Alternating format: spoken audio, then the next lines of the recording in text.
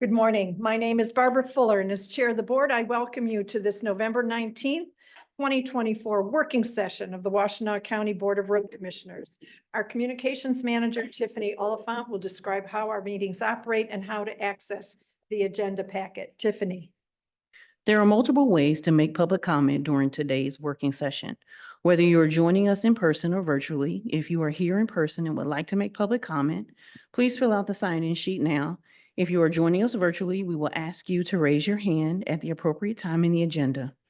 If you are joining us virtually and are experiencing technical issues with audio or video during the meeting, submit a comment in the chat feature and I will help you troubleshoot. If you would like closed captioning during this meeting, you will have to manually change your settings, click on the captions button and select show captions. The audio and video of this meeting is being recorded and a link to the recording will be posted to wcroads.org in the next few days. There are printed copies of today's meeting agenda on the table near the front door. It is also posted on our website. I'll now turn it over to Chair Fuller. Thank you, Tiffany. I now call this November 19th, 2024 working session to order and ask Tiffany to call the roll. Chair Barb Fuller. Present. Vice Chair Rod Green. Present. Commissioner Joanne McCollum. Present. Commissioner Jeff Smurs. Present. The following directors are in attendance: Managing Director Matt McDonald, Director of Engineering County Highway Engineer Brent Slack, Director of Operations Adam Lape, and Director of Finance Dan Ackerman. Thank you very much. We have an agenda before us, and we need to approve the agenda as presented. May I have a motion, please? So moved. Support. Any additions, deletions, corrections? Seeing none, Tiffany, if you would please call the roll. Commissioner Joanne McCollum, Yes. Commissioner Jeff Smurs, Yes. Commissioner Rod Green, Yes. Commissioner Barb Fuller. Yes. All right. At this point, the agenda says we're open for public comment, so let's move on to that part of it. This is the time set aside on the agenda to receive comments from the public. This is not intended to be a period for dialogue. Each person will be allotted 3 minutes to address the board. Tiffany will explain how people may be recognized to offer comments. Since this meeting is a hybrid meeting, both in person and virtual attendees, we will take turns between those persons attending in person and virtually. For virtual attendees, we have provided information on the screen and how to participate and make public comment. If you're attending this meeting virtually and would like to make public comment, please raise your hand now if you've dialed into the meeting from your phone. You can raise your hand by dialing *9. I will unmute virtual participants with raised hands one at a time and will announce your username and last 4 digits of your phone number when it is your turn to speak. Please share your name and address before beginning your comments. For in-person attendees, we'll start with those who signed in on the sign-in sheet. At this moment, we do not have any public comments. Thank you, Tiffany. We will move on to the main part of the working session agenda. And at this point in time, I will turn things over to Mr. McDonnell, Managing Director. Thank you, Chair Fuller. First thing on the agenda this morning is the draft memorandum of understanding with the Washtenaw County for the roads millage. I'd like to invite Brady Peck, our Director of Operations at Washtenaw County, up. He can introduce himself and what I was planning to do. Go ahead, Brady. Well, thank you for having me, Matt. And Dan, can you just slide your computer? Would that be okay? Yeah. All right. Go ahead, Brady. Thank you for having me, Matt, and County Road Commission. It's a pleasure to be here this morning and discuss the memorandum of understanding between the county and the Road Commission. Okay, if you would state your name and identify yourself for people who Absolutely. might look at this later. My name is Brady Peck. I'm Director of Operations for Washtenaw County. And so you want me to give background, or if you want to give background? I can do this. Certainly, the draft document was distributed as part of the packet for the working session. Ultimately, we had been working on this together. It really is a culmination of what we've been doing for the last several years in reporting our millage projects to the county. This is just essentially formalizing that and doing the reporting has been part of our transparency and part of the success of the roads millage as I see it. And this is just a way of making sure that there's a very good understanding of where the money's going for those road dollars. And we do that every year, and it's just essentially making it a formal process in the memorandum of understanding. Brady, if you have anything to add. Not much to add. Our board has taken an interest in having that transparency. There are multiple agencies throughout the county, besides the road commission, that receive millage dollars. We have, I believe we're up to 7 countywide millages now. So we want to have that transparency, and the road commission will change throughout time. And we want to, the board wants to make sure that we have that transparency going forward throughout time as the road commission may change, the board may change, and all the various institutions that receive those millage dollars change over time. So that's the genesis of this memorandum of understanding. So what you're saying is all the entities that receive county millage dollars will have similar MOUs that they're signing? Correct. Okay. Happy to entertain any questions. Commissioner McCollum. Madam Chair. Brady, I read something, and I don't see it on here, but it's something about the open book webpage. Yes. Is this going to be on the open book webpage for the public? Yes, so any reports that the county receives will be on the open book website. It's a link that it's currently front and center on the county's website. In about a month, we're going to a new version of the county website, so I don't know exactly where that's going to be. I believe it would be front and center again, because that's where we have all the county transparency financial information. So you click on the open book, that's where we have the financials. So millage reporting would be very similar. You click on that, here's our millage reporting information, and click on it for the various millages, roads, mental health and public safety, now senior millage, of course. So click on that, and then you would get all the information, all the reports from the various entities. Okay, that's just what you call your website, is open book Correct. for the county. Okay. Yeah, it's under, Tiffany's kind enough to show it. It's on the first page, the first paragraph under expectations. The Oh, last yes. sentence there, Okay. says that Washington County will publish the plans and reports on the county's open book webpage. So you were correct. It was in the document. Yep. Thank you. Commissioner Green? Yes, I think I know the answer, but is the MOU a legally binding document?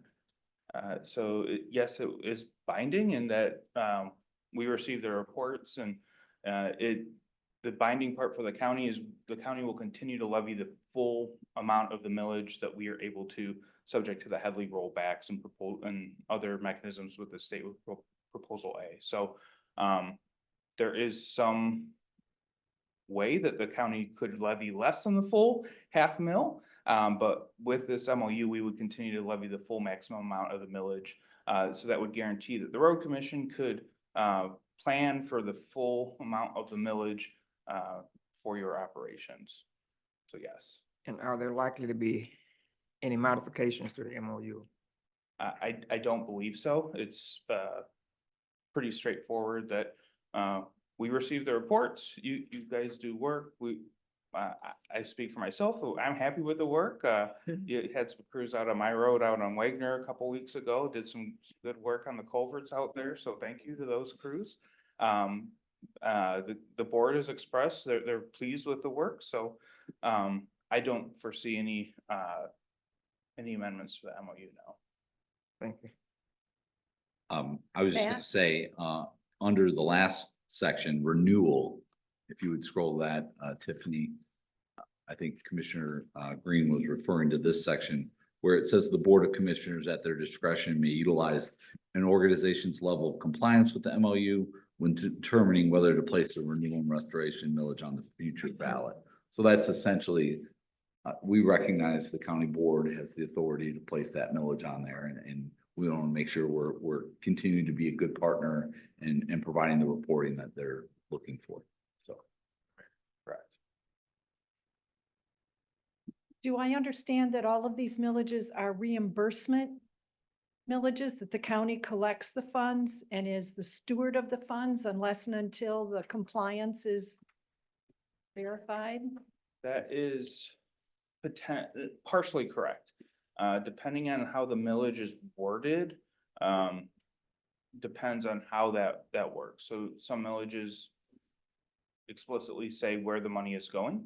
If that's the case, then the county has to give that money to the agency or whatever entity is listed in the millage. If it's very broad, such as with parks, with seniors, then it can work as a reimbursement. So it depends on how the millage language is worded. Matt, did you have something? yeah, I was just gonna add that our roads millage absolutely acts as a reimbursement program. So the way it works is we perform the work and we submit reimbursement requests to the county, and they then transfer the funds into our account. And then we also will review the city's reimbursement requests as well. That way the county only has to deal with the road commission rather than all the municipalities. So we've historically taken that role, and I don't think that's going to change either. So the only checks and balances here is if an entity that has a millage that's been approved, with the exception of the road commission, receives the funds, and the only action the Board of Commissioners then has at their disposal is to decline to put it on the ballot again. To either decline to put it on the ballot again or to change the renewal language from a renewal and restoration to a new millage with different language would be Some of these millages are very long.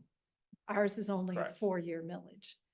correct. So that the term could change, and the request came from the road commission. I believe we would consider granting that request, and if the request was for an 8-year millage, we don't want to speak to the future, but I believe that we would look at granting that request and putting it on the ballot as an 8-year millage. And I would have to speak with our council about whether we could do that as a renewal and restoration, or if that would create a new millage. Don't remember that answer off the top of my head. Okay, well, I won't stray off my road. I think you hear me, right, Brady? I do. The one comment I have, and I spoke with Matt about this ahead of the meeting, if you would look at the declarations, the second paragraph, background is first, declarations is second. If I could offer a friendly suggestion that the language be changed to read that is in the best interest of the residents and taxpayers, rather than using the word citizen. There's a nuance there that I try to respect. One And I don't question. believe you had any objection to that. No, absolutely, it's support to that Commissioner? revision. Yes, Commissioner Green. yeah, thank you. One question. As I understand it, we do the work and then we reimburse for it, right? Absolutely. Now, what happens in a situation where there's a cost overrun? Are we then We would reimbursed be for the cost responsible for those overrun? costs, yes. And there are a fair number of projects where we set it up as the millage is only a portion of the funding source. For instance, the paving of Bemis Road, it was always anticipated that it's only a portion of the funding source. It's not always 100% millage. Generally speaking, I see. if there's inflationary costs, that 4th year, typically those inflation costs are a little higher, and it may go beyond what we had initially planned, and the road commission takes on Recover that that. responsibility. Okay, Yep. right. So it is cap funds, because they only are able to collect That's the right. $500,000. So much. Yep. Thank you. All right. Thank you. And I will speak to the the time period of the millage, and there's a lot of pros and cons, but one of the pros for us is by resetting it every 4 years, the property values in Washington County tend to fluctuate and increase. Therefore, by resetting it, it resets for Headley, and for us, in looking at a plan, 4 years is a really good time period because we can forecast the needs of our infrastructure for 4 years. You go beyond that 4 years and the crystal ball is good. Thank you. What else would you like to tell us? I'm happy for that, to accept that friendly amendment. Thank you. After looking at that, that was an oversight on our behalf. I see it often now. So.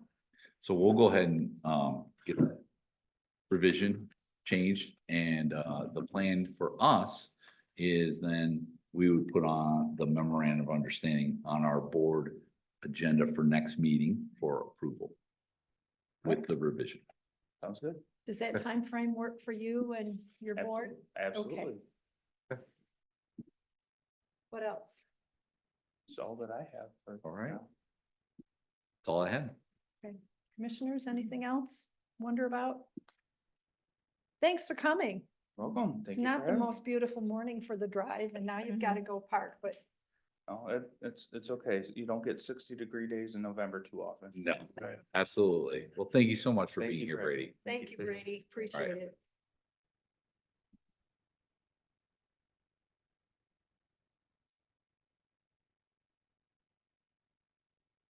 All right, well, next on our agenda, the star of the show, Mr. Dan Ackerman. And we're gonna go through at some length here and talk about the 24 budget, our year end, and then our preliminary 2025 budget. And as always, appreciate all your work of the directors that went into this. It was a big effort, I know.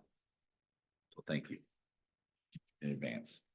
Good morning, Board. Dan Ackerman, Director of Finance, and this is probably my favorite working session of the year. So it's a lot of work to get to this point, but certainly enjoy talking budget and numbers. I think we had a great year in 2024. We have a banner year as far as projects in 2025. So it's quite impressive the amount of work that we're planning on accomplishing. And then we'll talk about how we get there, and if you have any questions at all, feel free to ask at any time. This is meant to be an open dialogue, and these are all draft numbers, and we'll kind of talk about what happens after this meeting. But yeah, feel free to ask any questions that you might have, and I guess we'll just go ahead and get right into it. So we'll start by talking about 2024 year-end budget. So again, we're trying to anticipate where our numbers will be. Just a reminder to the board, we tend to be fairly conservative in our approach, which is something I think you would want. And by conservative, we tend to slightly overestimate our expenditures and slightly underestimate our revenues. What will Michigan Transportation Funds be at the end of the year? We have no idea. As you've seen by the numbers, there's really no pattern, but we're doing our best to conservatively budget for that. What will happen with winter, gentleman just mentioned that it's 60 degrees here in mid-November, so we don't know. We could have a huge snowstorm in a couple of weeks or nothing. Don't say that out loud. Yeah, no, I said it out loud so we won't have it, right? How much more project work will we be able to do in the next month and a half? Again, we don't know, but if there's any possibility of project work being accomplished, we'll include it in the budget. And then if it doesn't happen, we'll just carry it over in the first quarter, as you're familiar with. So again, just kind of setting the stage, that we feel our numbers are conservative. We feel that the actual numbers will come in. Our fund balance will actually be in a better spot than it's in. So just want all of you to keep that in mind as we continue with our discussions. So we like to cut right to the chase. And so with our adjustments for the year end, we're expecting another decrease of about 2.3 million to our fund balance. which would leave us with a fund balance of about 15.4 million. If you recall, coming out of 2023, our actual numbers were much better than budgeted for several reasons. So we had about a $30 million fund balance, which was great. And again, so it's about 15% of our expenditures, which is on the lower end of what Plant Moran would like to see us at. But, you know, staff did feel comfortable looking at this in 2025 with the level it was at. And again, you know, I fully anticipate that our fund balance will be higher than the 15.4 million. Any questions on that? Yeah, I went back and looked at our update in April of Okay. this year, Mhm. and there was a 19% fund balance projected. What happened to drop it by 4 points? So I believe we added our pension additional contribution. We added our OPEB contribution. Those are about $500,000 each. So there's a portion of it right there. I think we added some projects as well. So that was before the second quarter adjustments, I believe. Also, I will add, we initially had planned to finance our truck purchases for this year, Hmm. and we ended up paying cash. Interest rates were a little higher, so we ended up paying cash, so that would reduce our fund balance. In the long run, it's a good thing to pay cash for equipment, but in the short term, you'll see a decrease in our fund Okay. balance. And that was just something, as Matt said, we made a determination based on where our fund balance was projecting, based on the higher interest rates. It just, we felt we could, you know, do it without financing things. And of course, we had some carryovers of the upfitting, which you'll see. And I fully expect in 2025 that we'll want to finance. The good thing is if you look at our debt fund department, we don't have too many of our heavy truck payments anymore, which is great. Mhm. So I think we're in a good spot if we wanted to finance some of these trucks that you'll see that we're purchasing in 2025. And when you're in April, obviously, every time we're looking at the budget, it's a snapshot in time. We had a lot of carryover from 23 to 24. That's why the fund balance at the end of the year was upwards of 30 million. Right. There's a lot of carryover to accomplish projects, purchase equipment. And in April, we haven't quite gotten through the project season, right? So we had a tremendous amount of work to accomplish this year. That work did get accomplished, and you can see where that spending, it was planned. Keep in mind, we're planning these projects and we're knowing that we're gonna dip into that fund balance to accomplish the good work that was done. So in April, we weren't quite there yet. By second quarter, we saw more of that, but now you're really seeing us spend down as planned as we look at year end. And as I stated previously, I think this is a conservative number, you know, so I could definitely see us getting back to that 19 million potentially. And then my last question, just Sure. OPEB and extra pension, those two, we don't commit those until the end of the year. So it depends. If we feel our budget is trending where we can justify including those and have a healthy fund balance, then we typically include it. The last couple of years, we have not included it in the preliminary budget, but we've been successful adding it in the first and second quarter as adjustments. Okay, Because it's important to us, but it's not a requirement at all. so we make our obligatory payments, and these are extra These are extra, dollars right, to try to address the funded levels. to bring it Mhm, down. Right, Okay, yep, and that's in the presentation too. just to be Yeah, clear. that's Thank you. fine. No, good questions. Okay. Any other questions?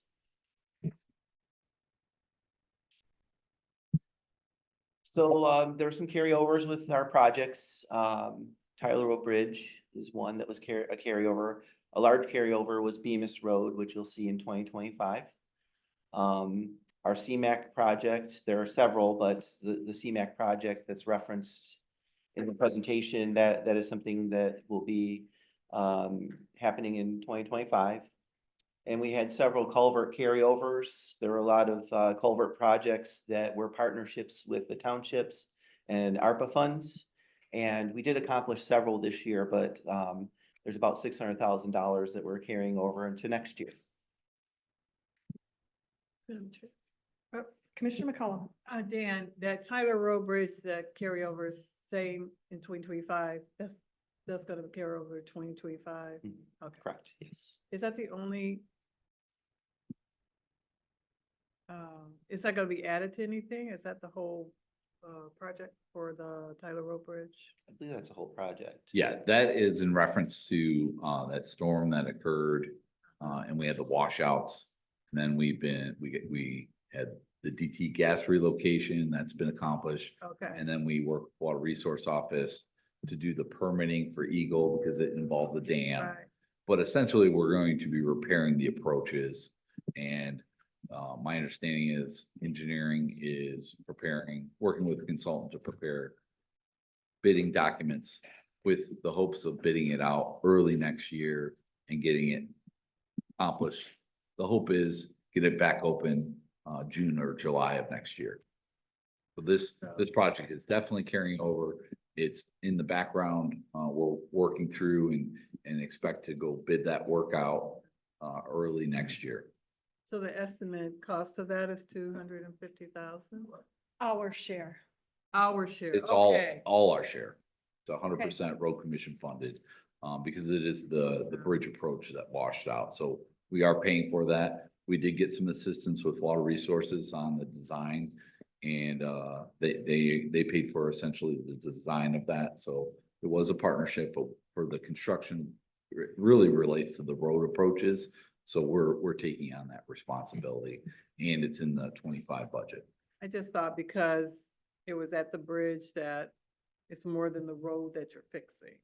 No, we're just repairing the approaches to the bridge. The bridge itself will remain as it is currently.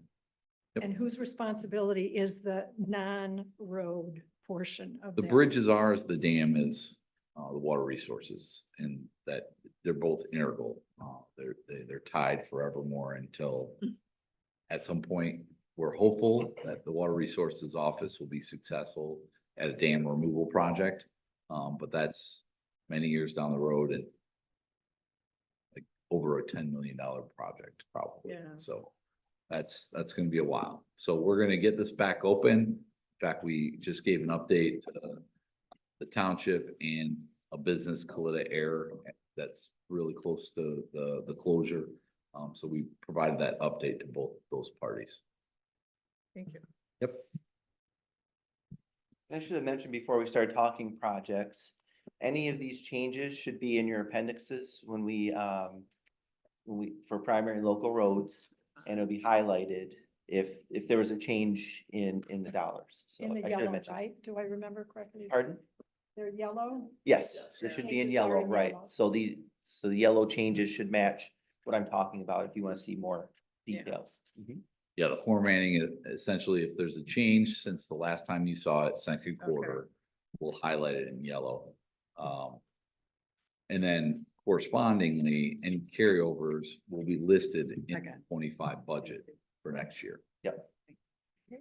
Yeah, and those, there's not a highlight for those, but it'll say carryover in there.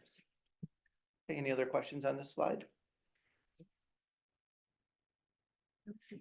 So we did have a couple of adjustments, and there are other adjustments besides the ones that we have mentioned, but we increased Jackson Road by about $200,000, the expenditures on that.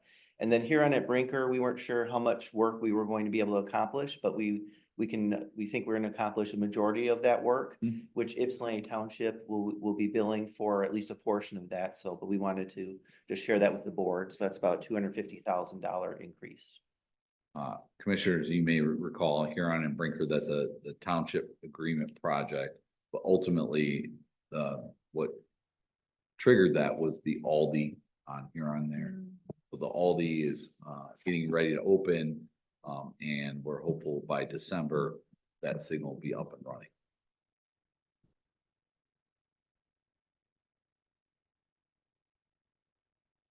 Some other carryovers, the upfitting for 5 of our heavy trucks, about $1.1 million. I think things are getting better as far as receiving our vehicles, but Unfortunately, this is something that we won't be receiving till next year, so we want to make sure we carry the budget over. The good news is the trucks are here, the Western Star trucks. And they're waiting for all the upfitting, all the materials. And then Truck and Trailer is the company that we use to do that upfitting. So we anticipate that work taking place at the beginning of next year. Commissioner McCollum. Yes, do they, paint the trucks for us and put our logos on it before we? So do them? the Western Stars came orange, and then our staff will put on the logos. And then all the upfitting, blades, the boxes, all that happens at Truck and Trailer. Okay, thank you. There's also an aerial lift truck for our signals department and a grader that again was in the budget, hopeful to receive it this year. It's been determined, no, we will not get it this year, so we want to make sure we carry that budget over to next year. Madam Chair, Commissioner Green. these carryover costs, these are things that we've already paid for or are yet to be paid? Yet to be paid. Yet to be paid. Correct. I Yeah, see. we have not paid. So typically we'll get the purchase order authorized for these large purchases that comes from the board. Then our staff will work with the vendors, but until we receive them, we don't pay them. I see. So once we receive them, then we send the payment. So That's correct. We receive them. Mike Livesey, our equipment supervisor, make sure everything's good to go, and then they say, okay, we can pay the vendor now. So we budgeted these for this year, but we're not spending the money this year, so we're carrying it forward into Right. 25. So we don't tap into the 2025 equipment budget.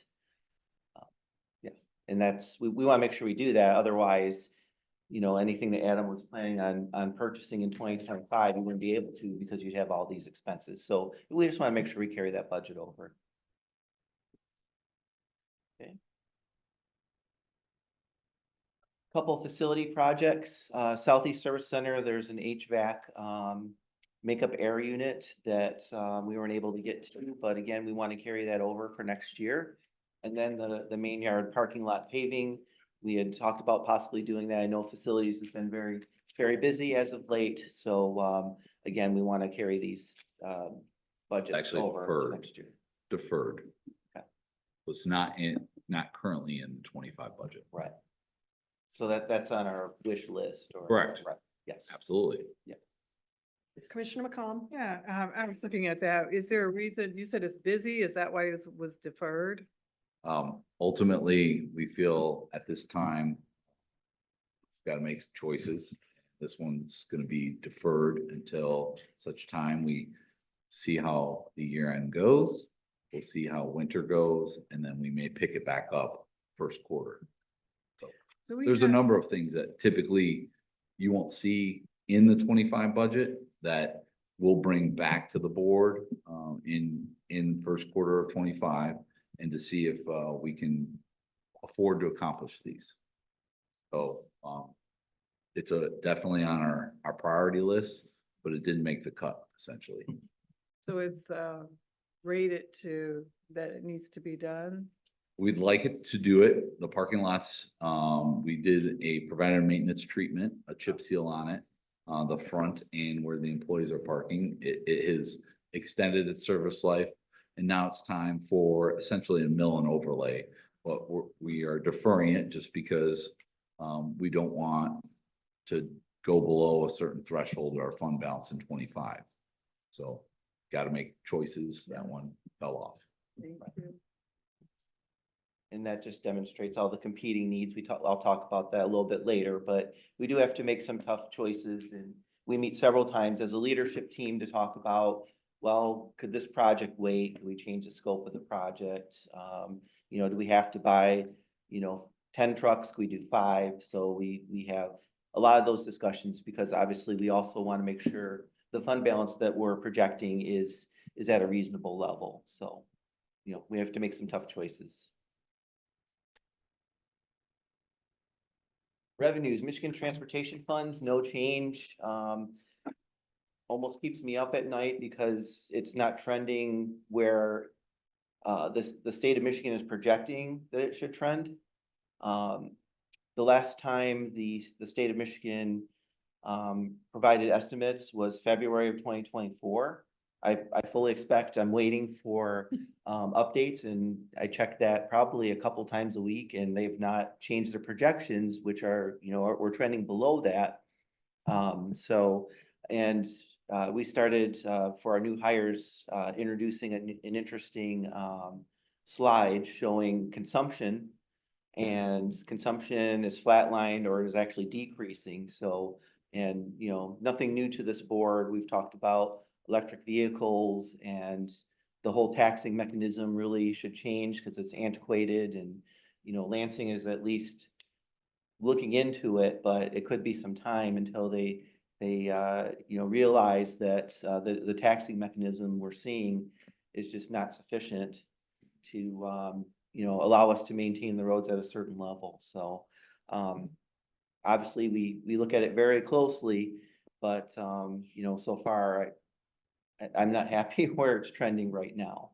And again, I do anticipate MTF will come in higher than we're budgeting, but with all the knowns we have right now, we just thought it appropriate to not change that. Yeah, ultimately, we're trending at as budgeted. That Right. 36,750, that's on page 5 of the actual budget. You'll see that highlighted there. So we're not changing our projections. However, last year, if you may recall, typically our transportation fund monthly receipts are around 3 million in and around. And last December, it was 4 million. So, and the reason for that, as we have been explained, was the cannabis portion of the formula gets put into our distribution in December. So we'll see if that is true for this year as well, where we see a substantial increase in December. If that were to take place, we probably do a little better than what we expected. So that's all to be yet to be determined. As Dan has said, we approach it very conservatively. We hold our revenue as we expect it, and it's a little conservative. Hopefully, we do a little better. Right, and certainly we'll get an increase, but we don't know how much that will be. So, and this is only maybe the second, possibly third year, so we don't have enough data there to see trends. So again, we approach this conservatively. I appreciate that you do that. Yes. Commissioner McCollum. So on page 4, where you have preliminary estimate, you just kind of estimating the percentage of what it would be. Correct. So we have 9 months of data. And we use that with what we think the trends will be for the remainder of the year to try to project what our Michigan transportation funds will be. And Yep. and I fully expect it to be above the 36,750, but we don't know. Right. So, and that's a bit frustrating. I won't lie, at times I wish CRA would focus more on Michigan transportation funds, be it, kind of pushing the taxing mechanism to, maybe better reporting or something, but that always seems to be lower on the radar, which I never really understood. Yeah, and this is the report you'll typically see in the board packets that we put in there, tracking our monthly receipts for Michigan transportation funds. That's where that revenue line, the top line, where that 36,750 comes from. Commissioner McCollum. Yeah, so you were saying, Dan, that you wish CRA would focus more on the Michigan transportation funds. Are you saying you want them to talk more about it, lobby more about it, or what? All the above. It just seems like on priorities, it's a lower priority, but it's, the main source of funding for all the road commissions. So I would think it would be one of the highest priorities. And To push to push to look at, get more. the funding mechanism and changes related to that.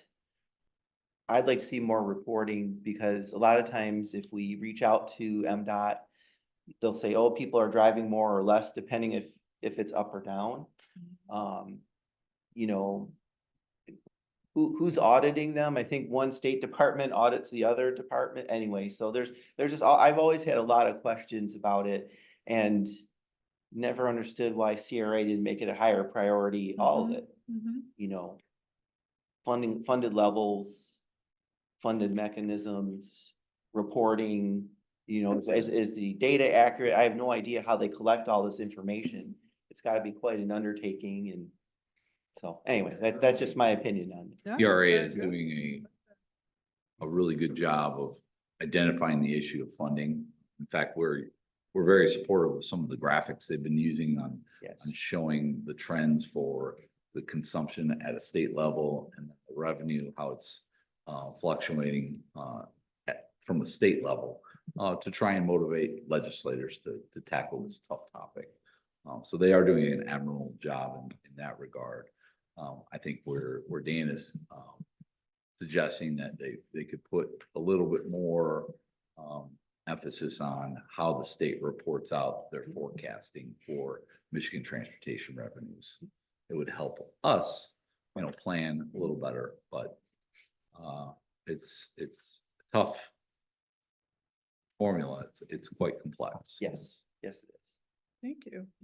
I'll just mention that there was a budget item in the latest state budget. I'm just making a report, a note here for the legislative priorities, that there was an allocation for a mileage-based user fund proposed that got pulled out of the budget, and I went from, I think it was it 5 million, Matt? Yes. Dropped to 1.3 pending a federal grant that would then augment what the state was allocating. Whether at this point in time now we can be optimistic about what will be coming from the federal government is a question to be answered, but Yeah, I will tell you that it is a priority for CRA. The Okay. political will is a challenge, Mhm. especially with the Yes. turn in the legislature. right.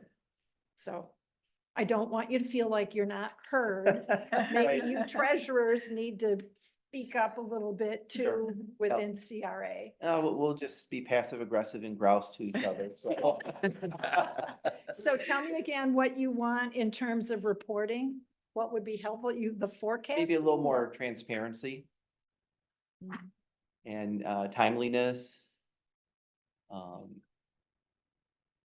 the biggest thing is, you know, and again, this is a challenge for Lansing, you know, we have an antiquated funding mechanism. Absolutely. It needs to be changed, Mhm. All they do is and boost the it's fees. easy to punt. And we had in 2017, we did have an increase, which is great, but that will only get us so far as well.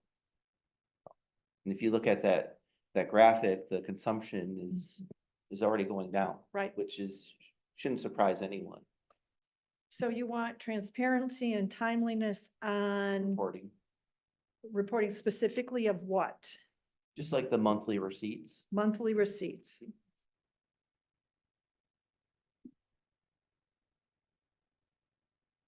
Duly noted. Yeah. Thanks for your comments. Sure, of course. Others, commissioners? No, okay.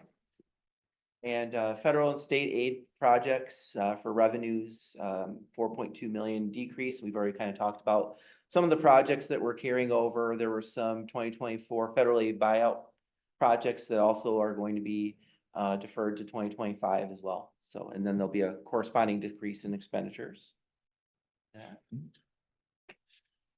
So again, sticking with revenues, other contributions, about $400,000 increase. This is from county parks for the border to border trail D3. I know it's been a challenging project, and I believe we're close to the finish line on that one, which there will be D4 coming up, but I think all staff is glad that that one's getting close to being done. Miscellaneous income, increasing that line item for interest income by about 565,000. And I think that's a conservative number. I think it'll be higher, but we don't know what will happen in the next few months as far as interest rates and so on. But, you know, I believe the budget for that's over $1 million, which is great. And as Matt mentioned earlier, a decrease of 1.9 million for no installment purchases in 2024 for our heavy trucks, no financing. Oh, Commissioner Green? That interest income, is that bank interest? That's, so we participate in a county pool, and based on our share of the pool and all the investments, that's what we receive on a monthly basis, correct? Couple of things. Is the B2B money pass through, right? Yes, Okay, so it's in and out. right. Okay. And then on the interest income that you've just described, we will have a new county treasurer here Yes. right quick. Mhm. So I'm hopeful that you have a conversation with her about this particular strategy and maintaining it or changing it. or Yes, good enhancing. question. So there's actually a farewell thing for the current county treasurer, Catherine McClary. And her replacement will be there as well. So if I don't meet her prior to that point, I'll get to have a face-to-face. And I'd also maybe like, if the board is okay with this, have her come out and speak to the board in person at one of our board meetings. Certainly, there's a lot there that she's going to have to get used to and get settled in. So maybe, second quarter, third quarter, extend an invitation to the new treasurer to come out, just so she can introduce herself to the board and, kind of talk about her philosophy. I don't know a lot about her, but I do know that she has a similar approach that Catherine McClary does. And Catherine's been the county treasurer since probably close to 30 years. And I think also approaches things conservatively as far as investments. There's an investment policy that kind of limits what the county treasurer can invest in anyway, which is great, but I think she's conservative looking at that. A lot of the fraud prevention that we've been doing, we've been learning from the county treasurer's office as far as their suggestions and recommendations. I want to say positive pay was a recommendation they had early on that we certainly implemented. But I feel like they have great checks and balances to make sure we're very protective of our funds, which, certainly you would want that. But I do look forward to working with the new treasurer. There's some senior staff at the treasurer's office that remains. The deputy treasurer, Kirsten Osborne, has been there longer than I've been at the road commission here, so over 30 years. And so I feel like, she'll have good support. And I don't anticipate a lot of wholesale changes. And certainly if there's anything that was changed that we were concerned about, we would voice those concerns. As a reminder to the board, I have monthly meetups with the county treasurer's office to go over any concerns of the road commissioner, county treasurer's office, to establish better communication, and those have been great and work really well. And so we'll continue to have those, but I anticipate that there shouldn't be any issues with this huge transition because Catherine's been there quite a while. So who do you meet with monthly at the county? Kirsten Osborne, the deputy treasurer, and Mike Belair, who is their cash management person. And then, so those are the main two that I meet with, but I also meet And who was the, Mike Belair. where does Sue Boss fit in all this? Sue Boss, she is also on the team, but she's, I think, dealing more with like millage money and other things. Okay. So I deal with Sue as far as the special assessments the money that we collect, and she works with county equalization. Sue has also been on these meetings, but it's more if there's a particular issue that involves her. But Kirsten and Mike are the primary players. I've had some of their cash receipting folks join us. It kind of just depends on agendas and, the things we need to discuss, so. Yep. But yes, I know Sue very well. Good. And she Okay. does a good job too. Madam Commissioner Chair, Green? if we could invite the new treasurer to come speak to us, I think that'd be a wonderful idea. Yeah. And I hope there's something. I that agree. happens. I just think we need to give her a chance to catch her breath and I Exactly. understand, but get acclimated. That's why I was Some point. thinking second or Future. third quarter. Sure, Dan and Matt will be Some in point. touch with. Letitia? Okay. Yes. Yeah, we plan to attend that event in December. Right. So Dan and I will attend and wish Catherine well and meet the new treasurer.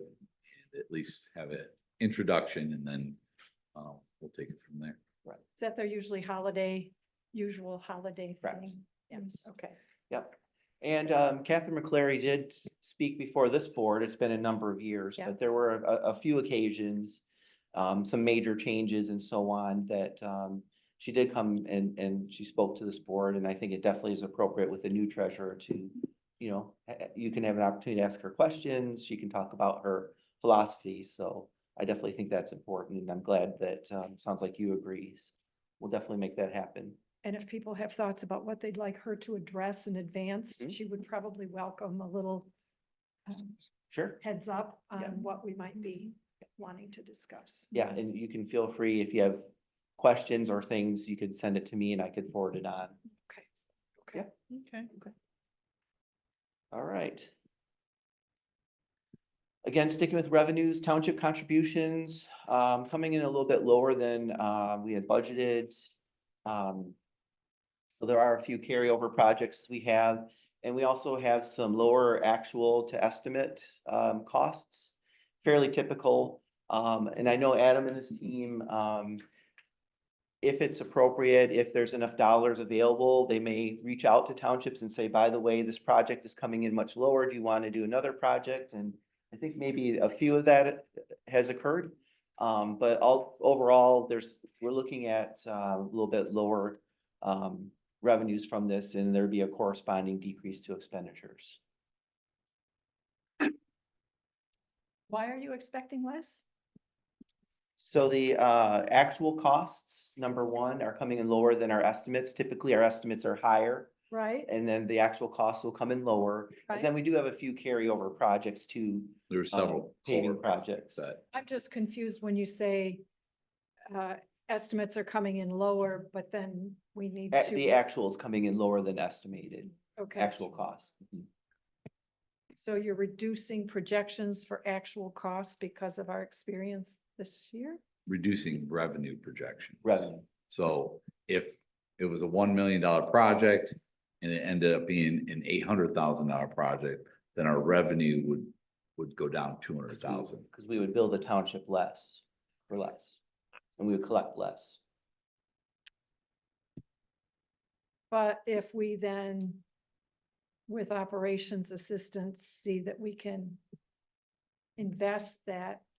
Right, and we try to, but sometimes that doesn't always happen. We're projecting that. Okay. Yeah. Those And aren't, this is the those projection. aren't gonna happen to a Yeah. great extent. Right, it depends on how low we are. Is there still time of the year to do other projects? Is the township interested? So there's several factors with that. And we had our culvert projects that carried over as well. Right, So revenues are reduced, but so are expenditures then? right, Got it. yes. Okay. Yes. Thank you. Mhm, sure. Thanks, Dan. Okay, yeah, sorry. No, Yeah. no apology. I just Yeah. have to keep asking till Yeah, it that's works. fine. Okay. Anything else? Oops. Okay. Okay. Did you have a question? No, Jim? Matt answered it. All right. You took the thought right out of my head. Got it right there. That's good. like That's that. why you're seated next Yep, to him. so exactly. that you got Yeah, your thing. His knowledge rubs off on me. Yeah. So as far as expenditures, our reimbursable road projects, a huge, huge budget. That's where all of our federal aid projects, a lot of our township projects, a lot of the projects we're doing with road commission funds. It's a bit of a catch-all, but, and again, we mentioned carryovers already, so, here's your corresponding decrease to your expenditures. Non-departmental departments. I always wanted to change that because it sounds kind of weird, but Well, I'm and sure I when I would just- change it too, but Yeah, reimbursable road projects used to be called construction and road maintenance right, as well. So when I look back, yes. there's a, Yeah, we made some changes. Verbiage to that. change Mhm, that- Right, right. okay. So you're on to non-departmental? Yes. Now, which is on page 22 of the folders. So our liability, insurance costs, the actual costs are lower than budgeted. We received a nice refund from Acrissa, which is great. So then obviously that impacts those line items. And then workers' compensation, lower our mod factor, as we've shared previously, was the lowest of all the road commissions. And that does impact, depending on that mod factor, either you get a bit of a credit on what you pay for workers' comp, or you pay a premium. And ours was 0.6 something, I believe. So that means we receive kind of a discount on what we pay for our quarterly bill. And we adjusted our budget down to reflect that actual cost, which is great.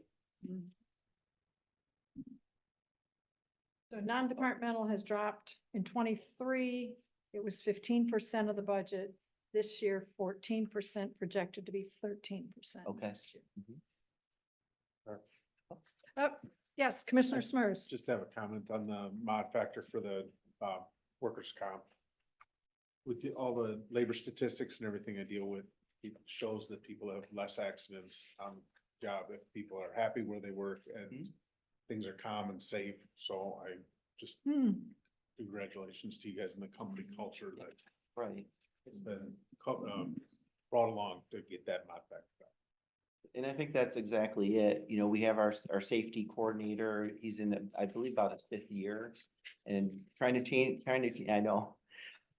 a culture here. And, you know, to me, that says employees are buying into, you know, practice what you preach. And, you know, he was really trying to put an emphasis on safety. And, you know, before every action, you should think about safety, you know, even stepping out of a truck or whatever the case may be. So, and I feel like that's really showing in our experience factor there. So, It's not too often insurance goes down, so that's good. right.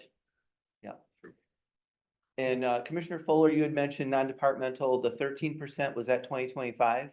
Projected to. be. Okay, just a reminder that we don't have the additional pension payment in there as well Okay. as the additional OPEB, so that's probably why it's Okay, at 13%. okay. So I don't necessarily think it's because costs are coming down. It's probably because those two aren't in there. So I just wanted to point that out. Yep, okay. We already talked about this a little bit, capital outlay carryovers.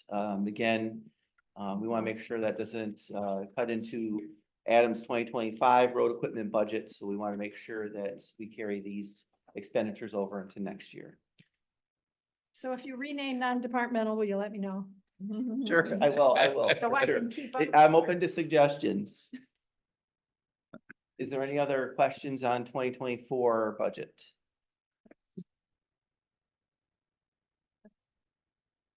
Yes, capital improvements. On page 25 of the addendums or the whatever you, appendices. Uh-huh. Capital outlay account 971 and 74. Land improvements and land, help me understand what that encompasses. So sometimes that could be if you're doing a larger project, you may have some improvements to land. And I want to say this landscaping that we did is Okay, included with that. okay, So a lot of those could fit into several categories. We do the best we can to Might be- match the work that's being done. Might be the brine well as well. I would think that'd be like yard storage, but you know, I can certainly give you the details behind that, but I want to say it was some of the landscaping Okay. that was done. okay,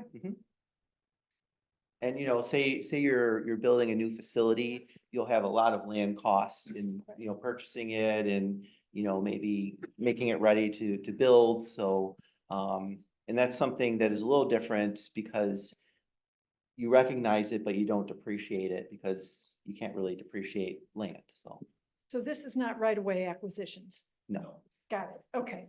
Okay. the right-of-way acquisitions would be in the road, project department. Reimbursable. 802, yeah, 802. Okay. 002 or 3, I think. So, but it should say right of way right there. Yeah, right away is on page 24, appendix F. Okay, You'll see, what line is that? 802,002. yeah. 802,002. About 2/3 of the way down. he would win Trivial Pursuit. He's faster than I can't get my The- button. The accounting Get my numbers. button. Wouldn't that be a great one? State trunk line on page 26 of the addendums. Oh, how do we know what MDOT, what's the MDOT contribution towards state trunk line? So that would be up in your revenues. Okay, In the proposed budget, there's a line item for state trunk line revenues. okay, And that's the revenues.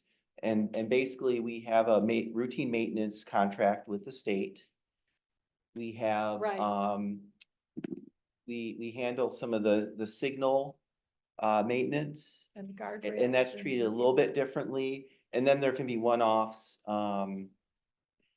I believe they contributed to Southeast Service Center, was it? Some repairs in the Southeast Service Center. So if it's, say, our salt barn, we use that for county, but we also use it for the state. So they look at percentage of use, and sometimes they may contribute to improvements, or in the case of our salt barn here, they contributed, I want to say $2 million to building that. So, Adam and his team have been successful in working with the state to get some contributions from them on top of the routine maintenance that we're providing for them. This is Appendix H is what we're looking. Well, that's the expenditures, right? Okay. So the revenues would be at the top. Yep, Page 26, you said? is the expenditure. That's expenditures. Yep. That Right. tells what we spent But on then state the- trunk line, Right. which typically they're reimbursing. I'm wondering about revenues. Yeah. so Yeah, I revenues just, are up at it the top. kind of, anything, that we're performing work on their behalf, essentially they're reimbursing us. So, the only reason I said, look at the expenditures, it kind of gives you a feel for what the work that we're accomplishing is going towards. Mhm. And then they're paying for it on the revenue side of things. You're correct, Commissioner Fuller. Right, it's just as on page 7 where you've got state trunk line maintenance, Q1 was 80 grand lower, Hmm. Q2 approximately $400,000. Yeah, And I believe that's compared to the previous year. Yeah, if you look So- at, Ah, Yes, okay, yes. okay, I think that $400,000 could be explained on page 26. If you look at 801 contractual services, we didn't have it in the budget, and then it's at 451. Adam, you want to speak to that? I just want to make sure they're paying their They are. fair share. Adam makes sure that we get these transportation work authorizations. So anytime before we do the work, we're being authorized at making sure that they're going to pay for the work that we do. Go ahead, Okay. Adam. So Adam Leap, Director of Operations. So kind of maybe stick to the terminologies Dan can help us explain through that way. So that TWA basically authorizes that expenditure for the state to spend that money, and it authorizes us to go ahead. So it's like a purchase order? I guess, yes, it's probably the easiest way to kind of allow us to do some work. So it's usually outside of our regular maintenance. So an Right. example for this year, we let out a bid for concrete wall repair on 994 near Jackson Avenue and Jackson Road here. So been damaged multiple times. We know we needed to get it repaired. So we let that contract out to find a small contractor to come in and repair that for us on the state's behalf. Okay, So they authorized that work. I believe that was $60-some thousand, I think, 63,000, maybe some change. And what that does is give us an opportunity to do things a little beyond our maintenance practice, aside from mowing or pothole patching. We're repairing something that the state couldn't bid in quick enough time to achieve that type, or couldn't perform the work quick enough with their own crews. Sometimes it doesn't need to be contracted, but in that case, the example I used, we needed a small contractor that could do concrete work to come in to do that kind of repair for us. Some other times we've done it for core sampling for when they prepared to build the US 23 flex route. We worked an entire winter under one of these TWAs to have our night crew go out, our night patrol group go out and do traffic control while they did the core sampling in the median to prepare that grade for their project that was upcoming.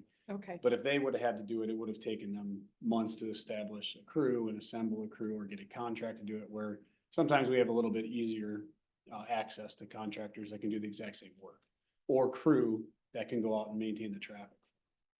okay. I know it's kind of a long story for what you asked, but that's how these TWAs take shape.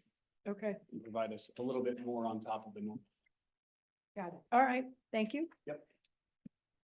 And Barb, maybe to your question, The state has increased our budget, our routine maintenance budget with them, which is great.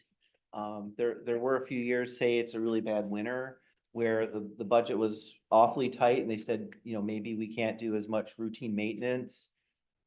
Extreme cases, we've had to shift some of our folks from trunk line to county to get through their budget year. That's been few and far in between. But yeah, I mean, basically, we incur the costs for the state roads. We invoice MDOT and they pay us very timely, so. Okay. Yep. Any other questions on 2024 year-end budget? Did we want to do a break or go right into 2025? It's certainly up to the board. People, what do you want? Break, no break? Nobody's saying let's. So. Keep going, keep Yep. going. Yep. Matt, you good? Keep Yep. going? All right. Push on. Okay, 2025 budget. We'll get out our crystal ball here and so we feel the financial position is stable. Our revenues are projected to be $76 million. And Matt and I were kind of talking, that's a banner year for us from a revenue perspective. I looked back, going back to 2019, and by far, this is the most we're expecting in revenues, which is great. As I mentioned previously, this is going to be projected to be a banner year with our projects, robust capital equipment, some of that being carried over. So there is a lot that we're planning on accomplishing next year. And certainly if our actual numbers for 2024 come in better, there might even be more things that we can add. Obviously, at some point, staff will be at capacity. Maybe we already are, but we'll look at that as well. But we're really expecting a banner year, definitely from revenues, largest we've seen maybe ever. I just went back to 2019 just real quickly, but I can research that going back further if the board's curious. But so yeah, there's a lot in the budget. Given all that, we're projecting a fund balance of about 10 million. Staff doesn't like to go below that, just given our expenditures and. I don't like us below 15. Okay. And certainly, again, with our actual numbers, I'm convinced we can get back to that level. And that's been kind of the trend that we've had here. But you're right, it's 9% of expenditures, which is below Plant Moran target. But the 10 million does, if there's an issue, if winter is one of the worst we've seen, if some of our roads start falling apart, if there's an issue or something, we have reserves there Sure. that we can address that, and that's important. Okay. Make sure that we're not too lean, that we can address any issues that unexpected issues, I guess, that may come up in 2025. One of the things that I've always struggled with, Dan, in understanding is the whole pass-through business, which I think probably impacts Okay. fund balance Mhm. percentage, right? It does, We yeah. know it's Mhm. coming in, but it's going out. and Right. It's factored into expense. So Right. if at some point in the future, you can help me understand, Mhm. which will lower my anxiety level on the fund balance percentage. Sure. I trust what your recommendation is and your experience, but there are only two things this board is really obligated to do, which Right. is one, hire the managing director and Uh-huh. approve the budget. Yeah. And I take that really seriously. So Sure. if this continues to fall, because in 23, it was 16%, 24, 15, now it's down, projected to be 9. That trend concerns me, so. Sure. And I want to speak to that, Chair Fuller, that is one that concerns me as well. It is, however, as you point out, a factor of the workload. So with that revenue projections at almost $76 million, that is a high watermark. And that's an indicator that we've got a very project driven year. We've got a lot of work to accomplish, and a lot of that is passed through. Right, It is those federal projects where ultimately we have to account for it in our budget because it's the investment being made into our infrastructure. But the reality is Dan doesn't write a check for any of our federal aid projects. Right. That's something that gets programmed, and then MDOT pays the contractor, but it's got to run through our budget because it's an investment into our infrastructure. So we never see a dollar come into our bank account for that. Conversely, like millage projects, it's a reimbursement when we actually pay that. Federal aid does not work that way. It is MDOT making the payment using the federal aid, and then they bill us for the local match. So they bill us for that local match. We have a number of our own projects. In addition, if you look at the project list in the appendix, it's quite lengthy. And we have a number of partnership projects with TAP projects. The TAP projects probably, are nearing $10 million as part of the budget. I forget what the number is, but it's up there. So, the percentage is lower in years past. The value of the fund balance has not dipped below 10 million. So I know, if you we and I look have back, gone round and round yeah, on and, this. and I'm just educating the other board members because this is an important topic. Yeah. The reason we have a fund balance is if something happens, we need to be able to have liquid cash to address that issue, whether it's Mother Nature, a collapsed roadway, a washed out culvert, a tornado that we're reacting to, and we've got a massive amount of trees to remove. Those are things in our history, our very short history, we've had to address. We all feel comfortable with that $10 million mark. That is going to be able to accomplish a lot of work if we have a bad winter and we have a tornado and we have a washout. That's gonna get us through.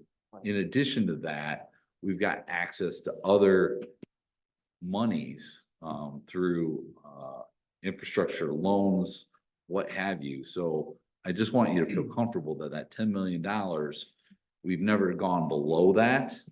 And the percentage is lower because of all the projects that we're looking to accomplish. And just to kind of partner off of what Matt said, tornadoes, severe winters, anything that we've experienced in my history here, we've never said, oh, we can't address that because we don't have any funds for it. So that's very important, I think, because we do want to respond if there is an emergency or an issue, right? We don't want to say, oh, we don't have any money. So we've always been able to respond to all these surprises that we've had through the years, which is important.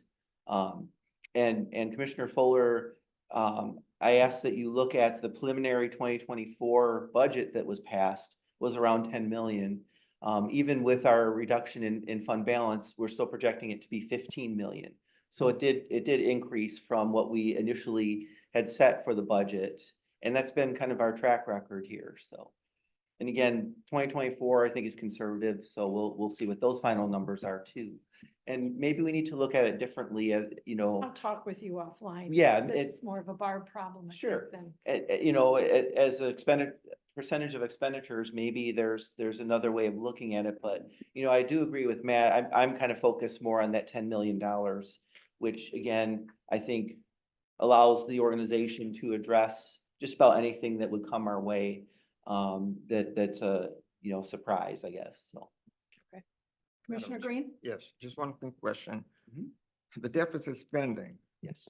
the projection is that we will spend more than we take in for that year. Is that correct? Right. Correct. Okay. Do we ever have a situation where our revenues exceed our projected expenses? Yeah, so I'll refer back to year-end 2024, the actual numbers. Mhm. We thought we were in a deficit spend, we actually added to the fund balance. Okay. Now you have to look at what's in that number because a lot of it was carryover projects, carryover equipment.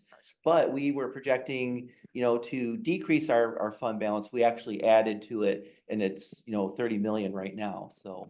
I see. Thank you. So there are occasions that happens, and a lot of times, quite frankly, it's those actual numbers from the previous year. Again, sorry, I feel like I'm a broken record, but the conservative approach, usually we find we're in a much better spot.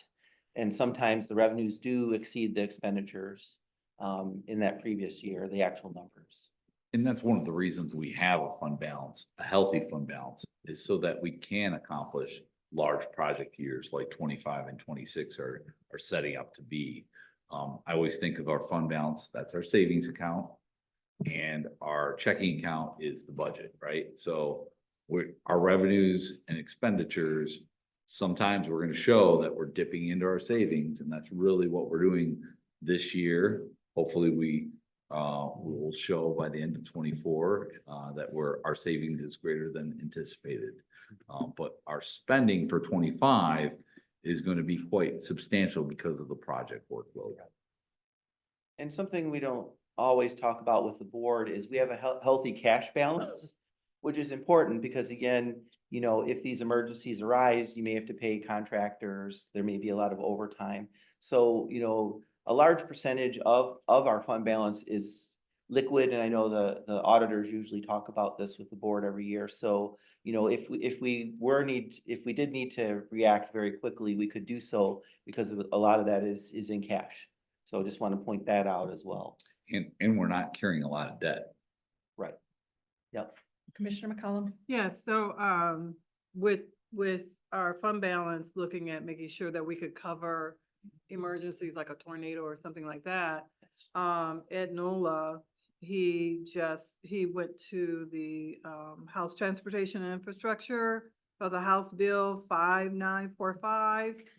And, for local agency infrastructure disaster relief fund, would that something we could dip into if that goes well?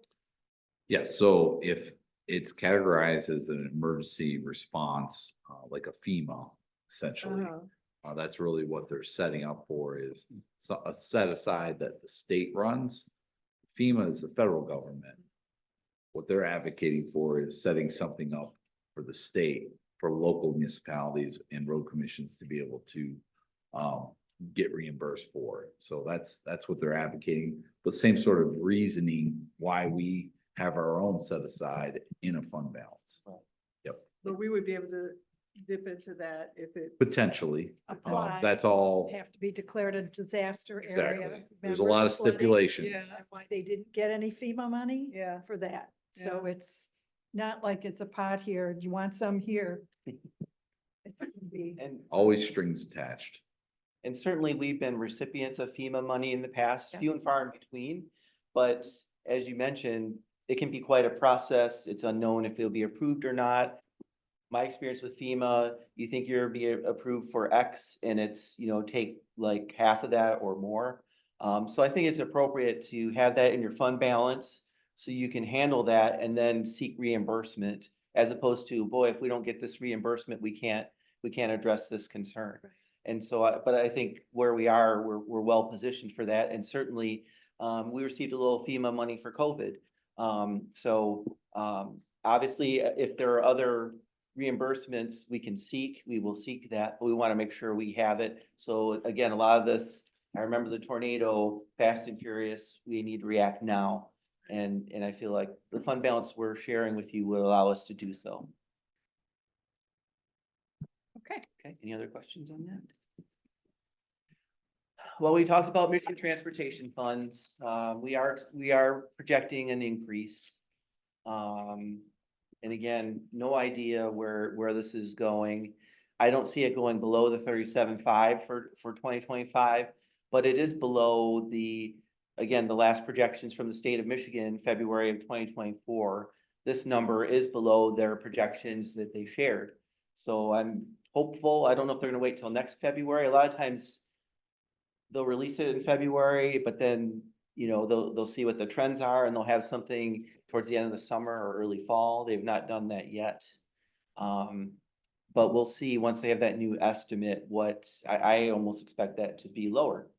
But this puts us in a good spot based on our trends from last year and, you know, where we think things are gonna go next year. And obviously we'll continue to share that with the board every month because it is, you know, really important. Jan, this is slightly lower than what MDOT or the state of Michigan is projecting for Yes. MTF. Mhm. Okay. Right. Yep. So again, conservative approach. Yes. Even though it's an increase for us. Correct. Right. Yep.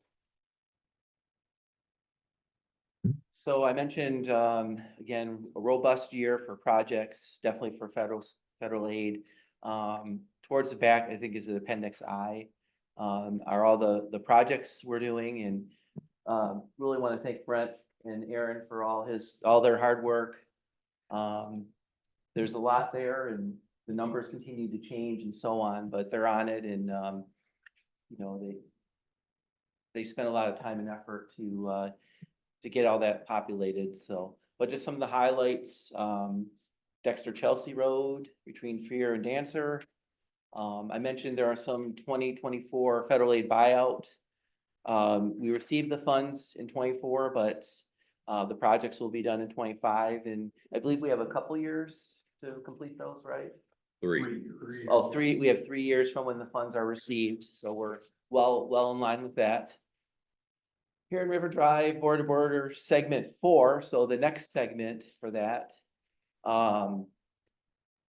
So may or may not happen, but again, if there's a possibility, we want to budget for it. And so again, that's a pass through with county parks.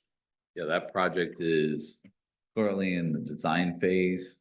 They're working through right-of-way acquisition, and it will be a heavy lift for construction. It involves 2 bridges over the Huron River. I think permitting's still ongoing, but there is a chance that that project gets started next year. So that's why we're showing in the budget. If we get to second quarter and we feel like the project isn't going to progress, then we'll remove it from the budget. The construction phase, the design phase obviously is still going on, but as you can see, Tiffany's showing the list, and it's quite extensive on page 22 and on, and credit to Adam and Labe, our director of operation, and Ken Harris, our superintendent as well. They've added to this for all the projects we intend to accomplish with our own forces, the SEALCO program. A lot of that is through the millage. So getting back to federal and state aid revenues, state road pathways, another, oh, sorry. Hi, this is, has sorry. nothing to do with anything, but I was just wondering, in the boxes where they have the red, triangle at the right side, upper right Page side. 5. Yeah, page 5. What is that indicating? I think those are just some notes that we have in our spreadsheets. Oh, okay. Just for staff purposes. Oh, okay. Yeah. All right. I'm not missing. And yeah, they do show up on there, so my apologies if That's okay. it looks a I- little messy, but. So when we take the screenshot of our Yeah. spreadsheet Okay. and Yeah. insert it, Comes up, okay. those are the notes in the Excel that a lot of times we keep track of changes or have reasonings behind there. And that's mainly just inner notes for us. Yeah, and Brent's really good about, especially the contribution from others. He'll put little notes if it's millage money, if it's coming from another entity, just so I kind of know for the budget. Very useful. Thank you.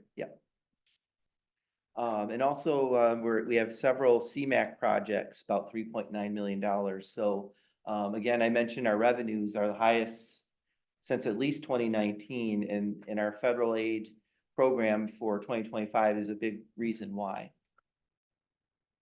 Commissioner Green? May I just ask a question about page 5 again?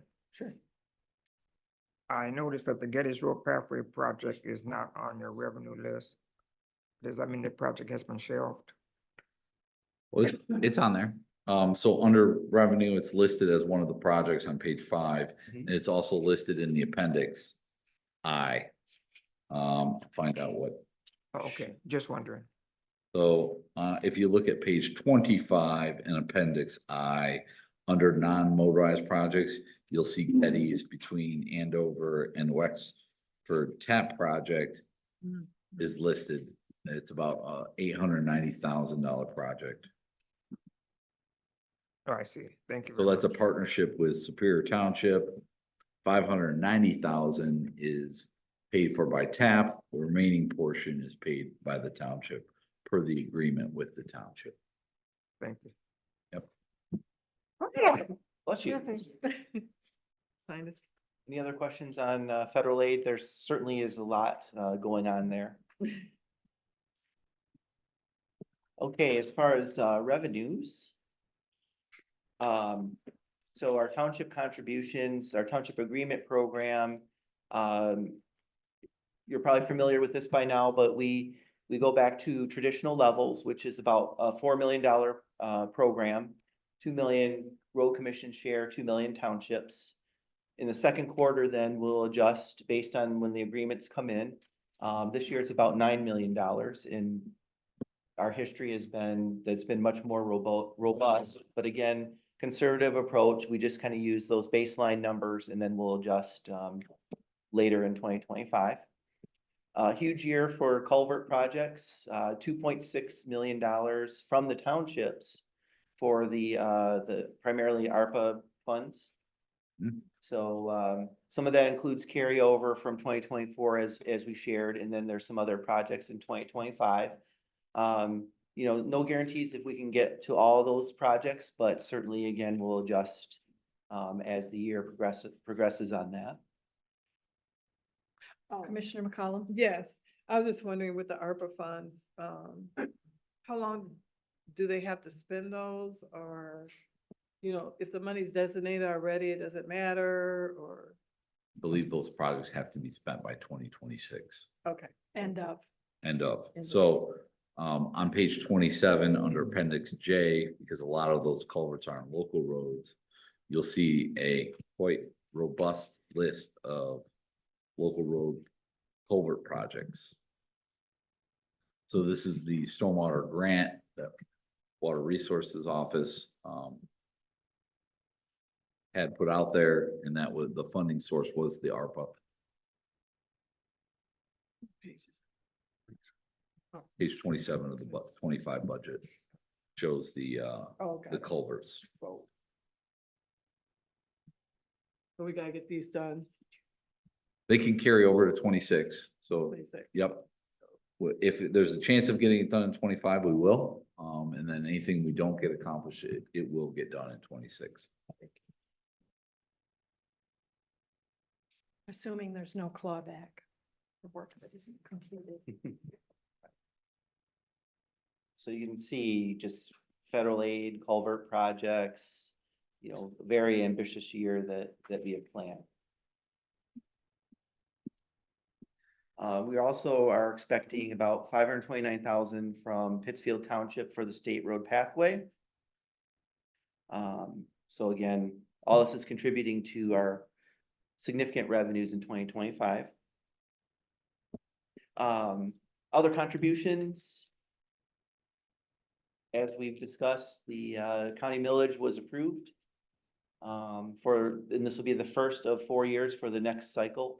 We're expecting about $4.8 million from that. We never know exactly how much. Would just like to offer some comments with regards to receiving reimbursement from the county. Yes, the county collects all the millage money. They have a separated fund just for the road millage. So, and at any point in time, I can ask for details on that, meaning what's the cash balance? What is all the ins and outs of that? I feel like you know, this is the third time we've been doing this, so we have a good process. I feel like we're very accountable. Our highway engineer, Brent Slack, is approving all the submittals to make sure that the work was done, and it was done based on, you know, the millage documents that we have. And I submit the invoice to the county finance. And I would say usually the day of, they're transferring the money into our account. So we participate with the county pool. So it's just a journal entry to transfer the money from this fund to the road commission's cash account. And so that process has been going very smoothly. Each year we try to zero the fund out to make it easier from year by year to start fresh the next year. And that process has been working well. I think the biggest challenge is some of the cities and villages not invoicing us in a timely manner. And I know Brent's working really hard to you know, we want to pay you. So just get the information to us. Let us look it over and approve it. And then we turn that around very quickly for the cities and villages. as well. Because I want to zero that out as soon as we can. And again, if the other municipalities are doing the work, we want to pay them, so. But I think the process works well. It helps that this is our third go around and, I look forward to this continuing for the next, 4 years at least, so. Just to comment, one of the situations we ran into in the last year was the assertion that there was a large pot of money sitting there unspent Yeah, with millage dollars from the road millage. right, And I would hope that you have an opportunity to bird dog that suggestion. I never saw it corrected. right. But I think it's important that whomever is dealing with those dollars understands that it's not just money sitting there, it's obligated for right. projects. And I agree with you, Commissioner Fuller, that that's classic bad government, that there's a millage or something and then there's thousands or millions of dollars sitting there not being used. And I can definitely tell you, especially from the road commission's perspective, we, the money's there and we spend it. And, Well, and it's all we, our MOU. I mean, that's where the whole MOU Right. with the county came from, was Mhm. identifying what those dollars would be spent for in advance of asking for right. their putting the ballot measure forward. And, not only do we spend it, we've got good documentation. If the public wants, well, what'd you spend it on? We could show them, down to like labor hours if you want to see it. So I feel like we're very open, transparent and accountable for it. And, really proud of the fact that, staff takes it very seriously and, we get that work done for the most part every year, the promises that we make for the millage, so. And just for the record, in our meeting of May 7th of this year, there was the millage project plan laid out in great detail. Right, So if there's anyone who wants to refer back to where those millage dollars go, it's there. And I would guess that Ms. Oliphant has a tab or something. On our website, actually, we have a millage page and it shows Okay. all of our projects on the millage page. And then the year of 2025, what you're seeing is it materialize into our budget. So all those millage projects have been added painstakingly by Brent and his staff Right. to add it to this budget document that we're reviewing. Great. And the map that's in here. Oh, thank you, Tiffany. She's gonna go ahead and under Road work and road construction. millages, Oh, under okay. road work You and were right the construction, first time. Yeah, there it is. road millages. Okay. And then it shows not only the current millage, but our history of millages. So you can click on the 25 to 28.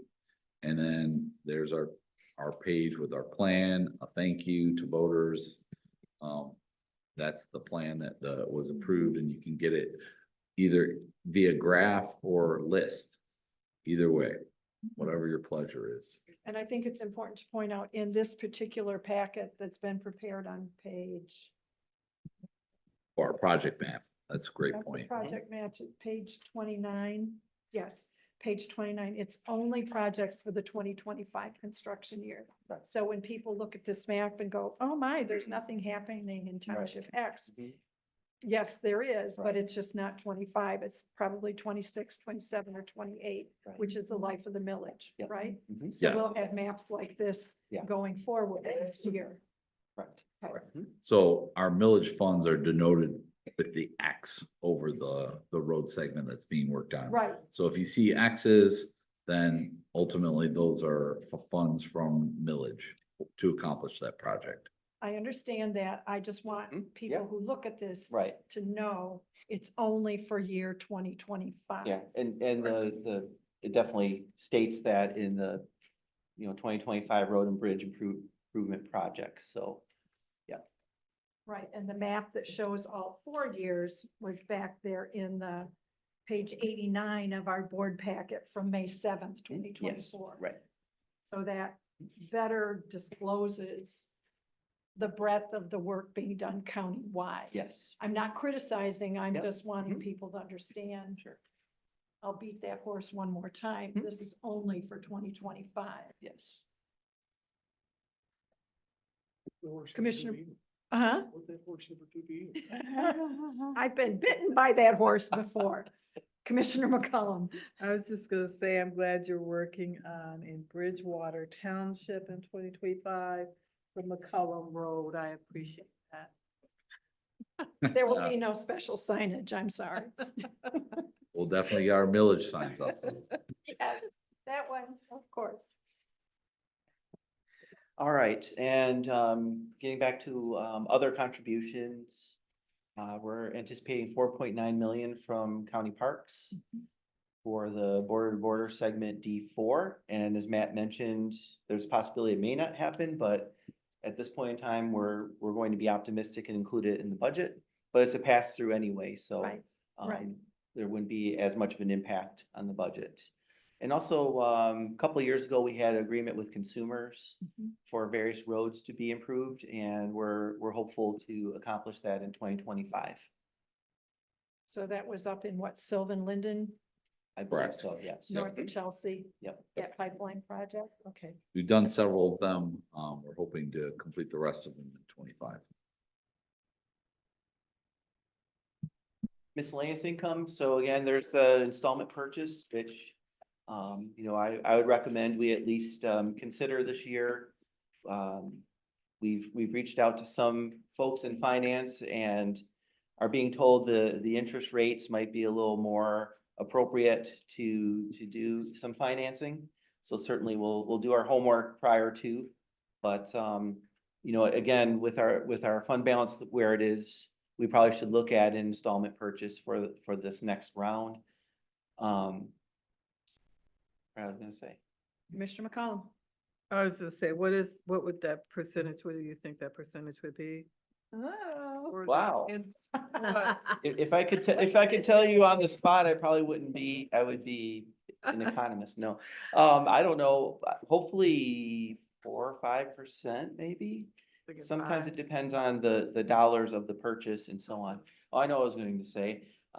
So as I pointed out, and if you look at our debt service, most of our heavy trucks have fallen, our payments have fallen off, which is great. So our debt to equity ratio, which is, you know, something that's used to determine the health of an organization, is pretty low. So again, another reason I could justify doing it, you know, financing the 5 trucks is we've paid off the majority of the other ones.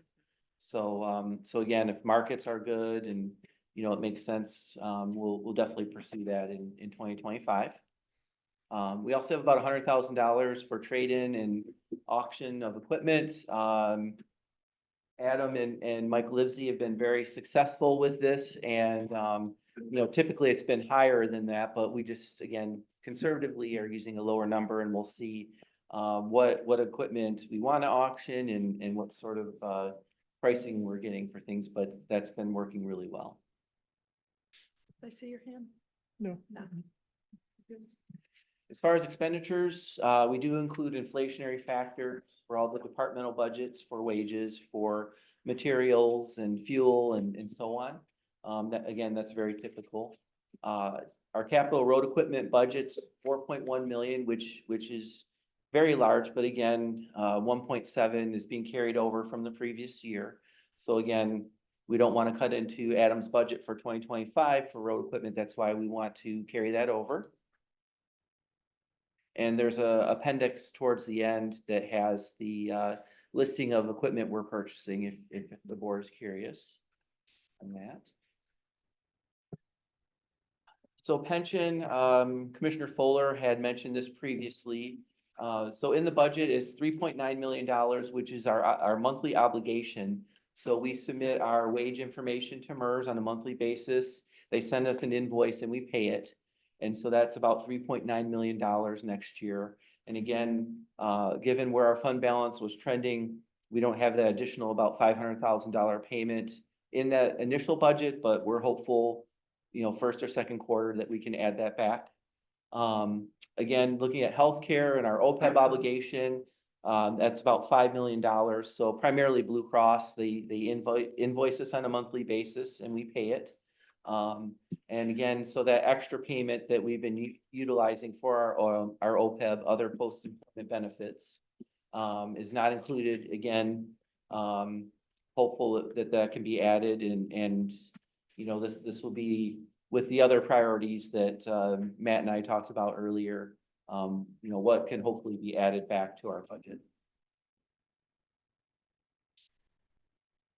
So expenditures, we already talked about this a little bit. Our local road matching program is going back to the traditional $4 million. Again, that'll be adjusted. Huge year for culverts. The program as a whole is about 4.5 million, including township contributions and road commission. And the township portion of that would be about $2.6 million.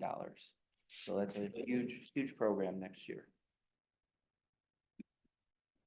We're gonna be busy. Yes, we are gonna be very busy. This is something we talk about every year, that, we have many competing needs as an agency. We want to make sure that wherever we can, we're investing our money in the roads. But we also have equipment and facilities that, wear out and, you know, we want to make sure everything is safe and efficient and so on. And I think we've been doing a better job as far as investing, especially in our road equipment. We also want to make sure that we're investing in our workforce. We want to attract and retain the best and brightest. And so to do so, we want to make sure we're competitive with wages and benefits and so on.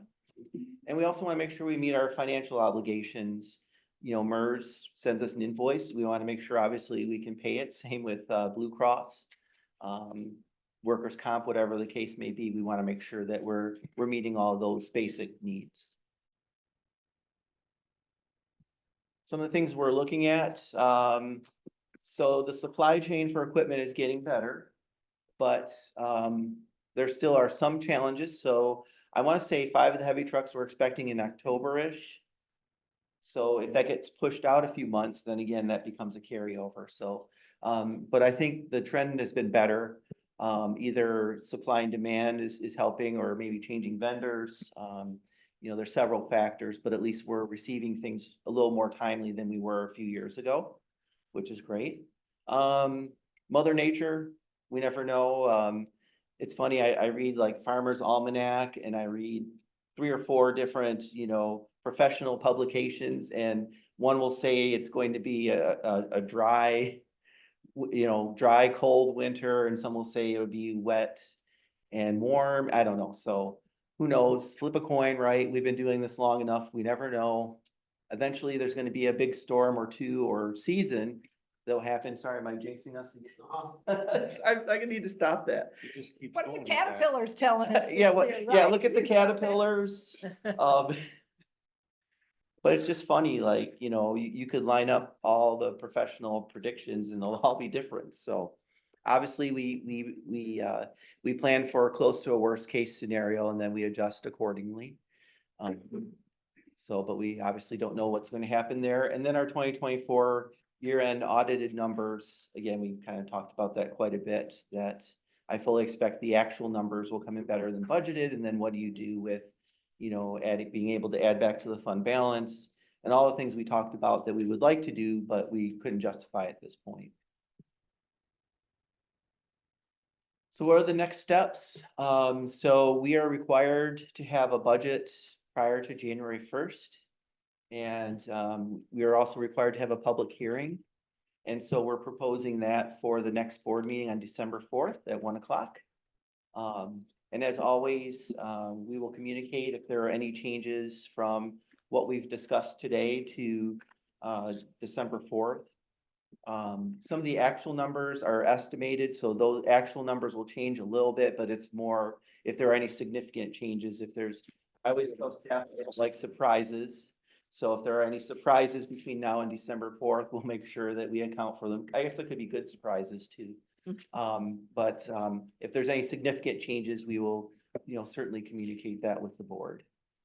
Be fairly quick turnaround time. We'll be preparing board packet for December 4th at the end of this week, because next week it's already Thanksgiving. So don't anticipate a lot of changes. So should be as presented today. If there are, Dan or I'll make note of them. So any other questions? Excuse me. I do not see any. If there are none, just a few thank yous. Bless you. Thank you. I'd like to thank engineering and operations. This truly is a team effort. And, you know, we've had several meetings together. Sometimes there's horse trading a little bit, right? Brent's like, I really want to do that project, and Adam's like, I really want to get that grader in. And, you know, we have to make compromises. I always joke, we get our red pen out sometimes.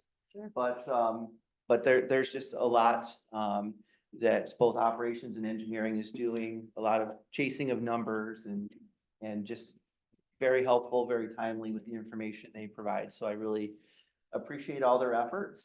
And also want to acknowledge Matt, our managing director. He was great at reviewing everything and asking great questions. And I'm always worried because there's so much there. Like, am I forgetting things?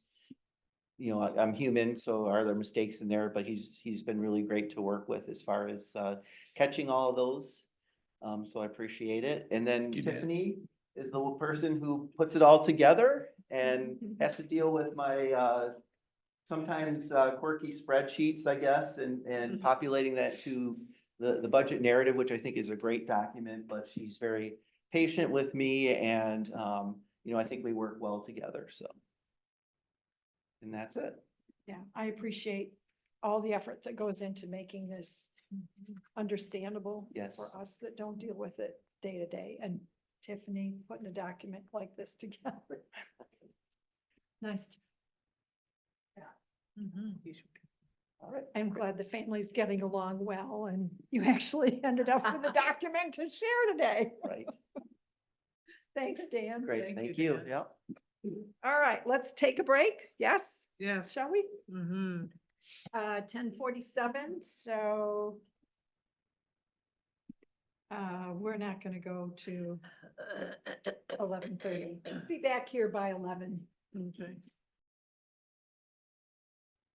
Welcome back. We have had our little break and we're going to proceed with the remaining items on the working session agenda. I will turn it over once again to Managing Director McDonnell. Thank you, Chair Fuller. Next item on the agenda is our vehicle use policy update. And we distributed copies, and on your screen, you'll see the vehicle use policy. One of the reasons we're revisiting this is for, if you look to page 2, second section there is for automatic vehicle location systems. So this was something that we added to our fleet this year, and we wanted to make sure that our policy for vehicle use reflected that, acknowledging that AVL is on our fleet vehicles, and just a little bit of description as to the why, what it does, and how we're going to manage it. So that's really the intent of paragraphs A through E under that section of AVL systems. And I worked with Nicole Peterson, our HR manager, and our other directors to get the language into the policy, and ultimately wanted to have a quick discussion if there was questions, because we wanted to eventually take this to our next meeting for approval. Okay, Any questions on that? I do have a For you? question. Is this only on new vehicles? As we acquire new vehicles, they have the AVL system? No, so we, and I'll That was ask my understanding, and I Mr. think I Lake told you. to in come on my- up, and you can describe briefly Yep. what we've accomplished to date and what our plan for the next year is. Yeah, so Adam Lape, Director of Operations. So what we've been working on throughout the course of the year, intentionally kind of a slow rollout to get everybody accustomed, kind of on the same page, used to it. You know, we tried this one time before and the rollout didn't work out as planned. So we kind of reset ourselves and a little bit behind the ball, so to speak, in timeline. But we intentionally slowed ourselves down so we get in big trucks first, so our dump trucks essentially, then our graders, and now we're working into our light fleet. So we have, I think last time Jeff Mann and I counted, he's been a great help for Mike Livesey and I trying to coordinate, because you have a lot of serial numbers, there's a lot of information has to go into the system. So I believe we have 22 of our heavier pieces of equipment, so some dump trucks, but primarily a lot of our aerial lift trucks platforms, so some of the sign shops, some of the signal shop equipment, and a few of our aerial trucks, our forestry trucks. Some of those things we still have to install as well. We had 5 or 6 units that were out for warranty work while we we're waiting this summer to get those installed. So those kind of remain for heavy equipment. And then just today, we were communicating back and forth with Verizon. We're preparing for our light fleet installation. So that'll go in probably 72 pieces of equipment. Some of those are also going to be some of our boom mowers and some other things aside from a pickup truck. That'll get installed probably, large portions of maybe like 10, 15, 20 trucks at a time. They're relatively fast sending that. Installing that. So we'll do that. Probably won't really take place till the end of this year, maybe beginning of next. Those units, are just asset trackers. There's no camera in the light fleet. But it's going to be on essentially everything with the exception of maybe 5 to 8 vehicles throughout the county, mostly pickup trucks. And then we have, I think, 3 or 4 dump trucks that we know we're going to sell for auction that we're not going to put. Then moving forward, every time we purchase something new, so let's say we finish all this, next year we have to buy some foreman pickup trucks and engineering pickup trucks, something like that. And then the 5 dump trucks that'll come next year. Those will actually be able to get installed when we get them because it'll be a much smaller quantity. That was my understanding. I remember the first rollout did not Correct, so. go smoothly. Yeah, just our way of presenting it wasn't ideal, so we reset it, and I myself had to work through it as well, and so we reset it this time and just kind of went about it a different way. But yeah, so moving forward, we'll be able to capitalize, granted, small cost in general for just a little device. We pay a monthly fee like a cell phone essentially to use the system, but we'll be able to wrap that into the capital expenditure to actually purchase a piece of equipment. Because Dan Ackerman and Jeff Mann worked with the state and actually got us a code. So through the accounting, we can actually charge for that. And it's, less than $1 per hour or something for the truck, but similar to how we get paid for the radios in the trucks as well. They're like 99 cents per hour. Wait a minute, it's hourly? You- So a truck No, that's we on- can do that, charge back to it. So essentially like when we're doing work on a project, that can pay for that, or i.e. working for the state, we're getting a little bit of the payment back. So the cost per hour for our equipment to run. my The point is reimbursable Verizon expense. is charging us by the. No, hour? this is how we would we bill. Okay, That way we're recouping our cost to Understood. operate our. okay.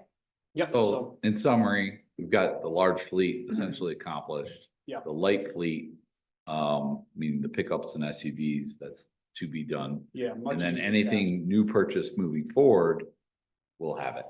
So all the snowplows have this? Mhm. Okay. Yep, everything has that right now. Like I say, there's exception of a couple trucks that were out for warranty work that'll get there before we start plowing snow. Okay, And then we have our secondary system that will install ourselves just in the snowplow units to monitor, like is a plow up, plow down.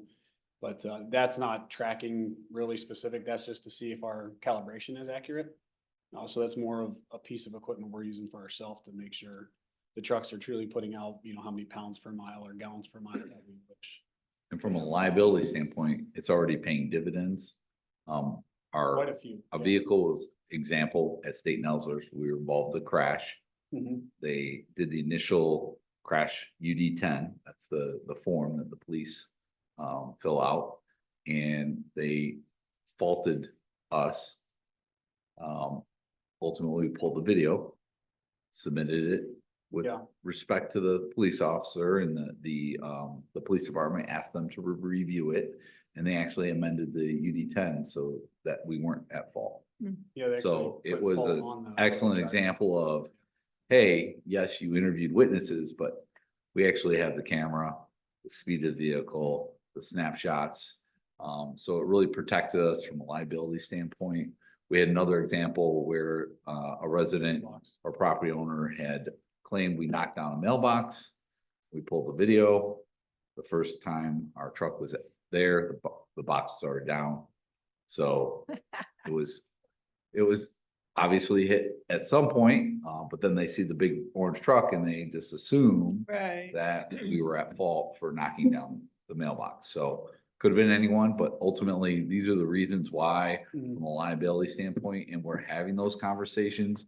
While we were having dry run, Adam did a great job of talking about AVL. Hey, this is to protect you as the driver and us as an organization to be our defense. So, and for us also, it's gonna be great to see in winter so that we can do data-based decision-making. Like, Yep. all right, are there routes there we can do better with, or make a case to add a truck to a route, and then having to figure out financially how we would get that Right. done In which we're. through the we're- budget Yeah, process. we're preparing ourselves behind the curtain for that. But yeah, it's human assumption and experience making assumptions through like our skill sets with our operators, ourselves, our superintendents, my experiences. We're pretty confident we need to add a few routes, but we want something a little more justifiable because it is quite, you're talking, almost $400,000 for just a truck. We don't need the bodies. We have enough bodies right now, but we may need to add units so they can add a route. And eventually, as we build the system up, this will help us get to that point where it's justifiable. We do need one more employee. Do we need two more employees? Like, to actually hire employees. Okay. So we're kind of working with what we have right now, but I think the system's really gonna help us get there. But this is just something that, we all as leadership knew that we needed, is a bit of a policy, to keep it moving forward, because unfortunately, I talked to a lot of groups, throughout the state and different agencies, different types of, law enforcement, this, that, and the other, that don't have really defined policies, haven't really talked about it. And so we at least wanted to at least call it out and make sure our staff knew, what we were set up for and kind of the future that we're trying to get to. And certainly AVL has been around for a long time. Usually we're leading the way. In this case, we're lagging behind a little Yeah. bit. So Yep. it's good that we have it and we did it the right way. We've had great conversations about it. I think we've got a lot For of the right buy-in, reasons. and now we're just modifying the policy Yeah. to reflect it. Whenever we modify a policy, board has to approve it. It's another important step in board duty, approving policy. And then ultimately, we redistribute to all of our employees and have them sign off that they've read and understand it. And if they've got questions, we're happy to address them as well. Yep. Question, Yeah. maintenance of fleet vehicles. Item E, why aren't the sedans and SUVs displaying logos? They're exempt from that. No, actually, as of right now, everything Well, is logo. no, she's right. That's- It does state that. Oh, I see what you said. Okay. Under I thought you item talked E. about today. That's just one where we don't need a large sticker. Typically, it's either on the door or in the window. If you have, an issue with that, we can delete No, that I just, want- exception. what's the rationale that, to exempt them from I- identifying the vehicle as a think road previous commission was- vehicle? I think previously because of having actual sedans, whereas now we have all SUVs, we don't have any more sedans. Yeah, So I think at the time that was kind of thought process, just because our truck stickers are very large. So they just bought a shrunk down, a smaller sticker. And those were usually, I think, in the back windshield. As for why They the put them change in the and what, windshield. yeah, what set that in motion, not sure there. That's a little bit prior to my time. okay. But we still do at least call it out that there's potential for different labeling.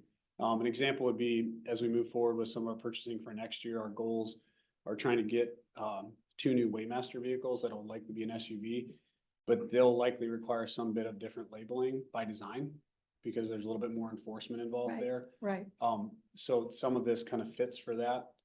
So that's why we still try to at least call out that there may be some differentiation between some of the Okay. logos we have. But as of right now, current today, everything we own has some type of, I want to say, 6 to 8 inch label. Detail or a decal.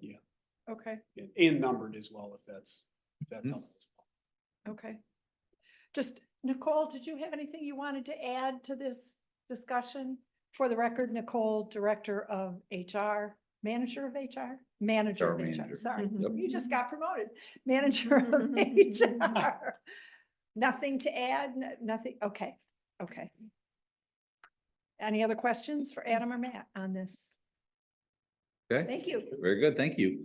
We will go ahead and plan to put this in the packet for approval next December. time. Yep, along with the budget. All right. All right, and now the next item on the agenda is to review the board meeting schedule for both the regular meetings and working sessions. You all should have handouts. Tiffany is on our screens as well, so thank you for that. So we did check the CRA event calendar. So we doesn't look like we have any reason to deviate from the first and third Tuesday of the month. So we should be clear of any of those events. We did check the CRA roadshow for next year. It does appear as the end of March, so it does not conflict with our second meeting in March. So we should be good to go for first and third every month. Question, is that why we have no working session scheduled on March 18th? That it was thought, typically, we did not have a working session in March because of all the CRA commitments for the roadshow and committee meetings, And when did you say the highway conference is next year? the end of March, So the 24th, I believe so. the last week of March. 25th to the 27th. Is that what they've got? Okay, CRA Highway Conference. thanks, Joanne. Yeah, if you look on the County Road Association's website, they actually do a nice job of their events calendar, and they've got it broadcast all the way through the end of 25. So Monday through Friday, Monday through Thursday. I have Tuesday through Thursday. Okay. So if there was a desire or something comes up, we would typically have a working session on March 18th. If you would choose to add it, we can add it. I just didn't, because in the past, we've, Because it stepped on yep. our schedule. But if you're interested in putting it on our calendar, I can absolutely add it. If you would please for the December, and just a to be determined in there. TBD I for mean, I March don't have 18th. any Yep, big Not a suggestions problem. for it, but that way people protect the time to be here. And if we say no need, sure. I think that's an easier accommodation. I think that's a great idea. So we'll go ahead and get March 18th added to the working Okay. session with the TBD on topic. And then you'll notice in the board meeting schedule, the officers are to be determined as well, because those are dealt with at the December meeting for next year. Our first meeting in December is our organizational meeting, which the board would then choose the chair and vice chair and assignments Right, and approve our board schedule and the budget. and budget. Lot gets done on the first meeting in December. Also, I did have and can distribute as well. Tiffany went ahead and took a stab at the chat schedule. This doesn't need board approval, but obviously we need you guys to review that to see if there's any conflicts. Whoever has that conflict will try and get another board member to cover. Right. Little horse trade. I'll hand that out. as well. Right. Lot of horses. Horses this. Yeah, This is the equine meeting, in case you didn't know. all right. Gloria, thank you. We have one extra, so. All right, Okay, so What if there's else? no other comments, we'll go ahead and get the one working session meeting, March 18th added, and we'll go ahead and submit these drafts to our next board agenda. great. Okay. Anything else, commissioners? Seeing none, motion to adjourn. So move. Second. Tiffany, if you would please call the roll. Commissioner Joanne McCollum, Yes. Commissioner Jeff Smurs, Yes. Commissioner Gloria Yamas, Yes. Commissioner Barb Fuller. Yes, and please note that Commissioner Green has an excused absence. He left Yes, ma'am. about 10:30.